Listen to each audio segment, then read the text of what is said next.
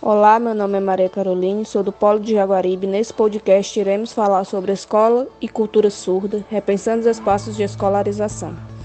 Dentro da Constituição Federal, a surdez é a perda parcial ou total de 41 ou mais decibéis da capacidade auditiva. Para o MEC, a surdez é a diminuição da percepção dos sons. A audição se configura como importante mecanismo de interação e suas alterações modificam as percepções e estímulos sonoros. O grau de perda auditiva vai de leve a profundo e é medido pelo valor audiômetro. Na educação brasileira, o MEC orienta que pessoas com surdez leve frequentem escolas regulares. Aqueles com surdez moderada façam uso de aparelhos auditivos e aqueles com surdez severa ou profunda orienta que nos anos escolares iniciais frequentem uma escola especial com estímulos adaptados à sua realidade e depois passe a frequentar a escola regular. Porém, observa-se que isto pode não ser o adequado, pois uma pessoa com deficiência leve pode apresentar um nível de dificuldade tão elevado quanto aqueles com deficiência profunda. Por isso, estudiosos propõem que a trajetória escolar seja guiada pelas possibilidades e identidade apresentadas, e não apenas levando em conta o grau de perda auditiva do indivíduo. Desta forma, a surdez não é algo fixo e proporciona possibilidades de interação social diferentes de acordo com os estímulos aos quais estão expostos. A língua de sinais, por exemplo, é um mecanismo fundamental para essa construção. Olá, eu sou José Luzildo do Polo de Jaguaribe e vou dar continuidade ao nosso podcast. Quando a gente para analisar a trajetória histórica da educação do sujeito surdo, percebemos que os registros mais antigos sobre surdez se encontram no Antigo Testamento da Bíblia. De acordo com alguns autores, no período anterior ao nascimento de Jesus, os surdos eram sacrificados ou abandonados por suas famílias e pela sociedade. Essas situações ainda persistem, mesmo nos dias de hoje, em algumas civilizações, principalmente a parte de abandono ou isolamento por conta do preconceito.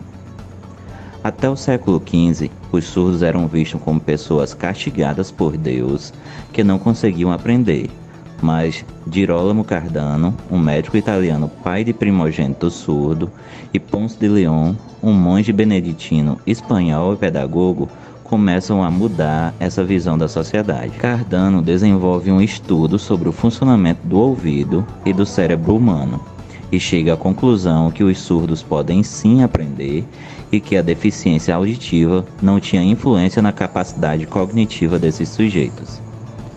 Já Ponce de León funda uma escola onde ele lecionava para crianças surdas de pais ricos.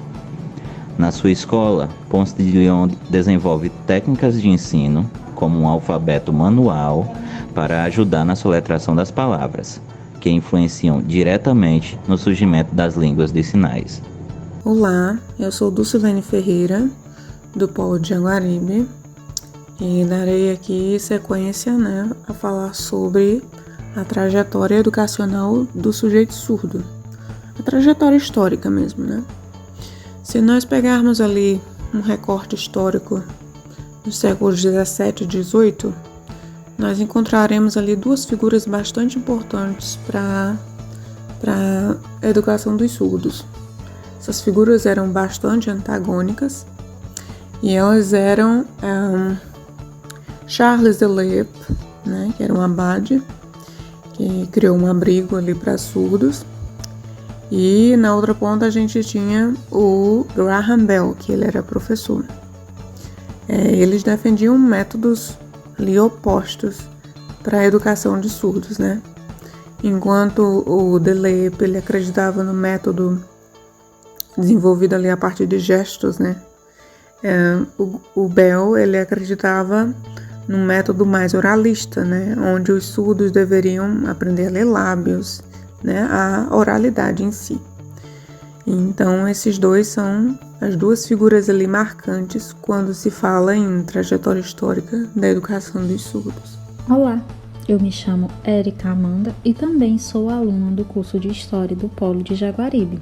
E agora quero convidar para que todos possamos romper com os paradigmas que conhecemos ao longo da história sobre a cultura surda.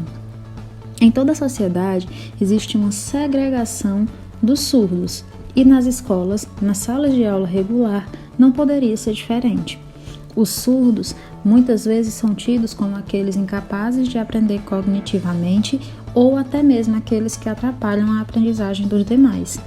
Só que nós precisamos entender que dentro das salas de aula precisa haver um processo de adaptação, um processo de inclusão.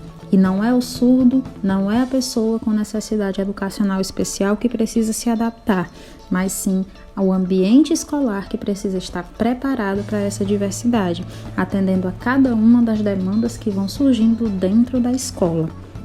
Portanto, essa realidade, esse contexto escolar precisa de adaptações físicas, adaptações pedagógicas, profissionais preparados, capacitados e todo um contexto adequado para receber aqueles que precisam de uma atenção e de um cuidado dentro das suas necessidades. Hoje nós ficamos por aqui, agradecemos a atenção de todos e um forte abraço.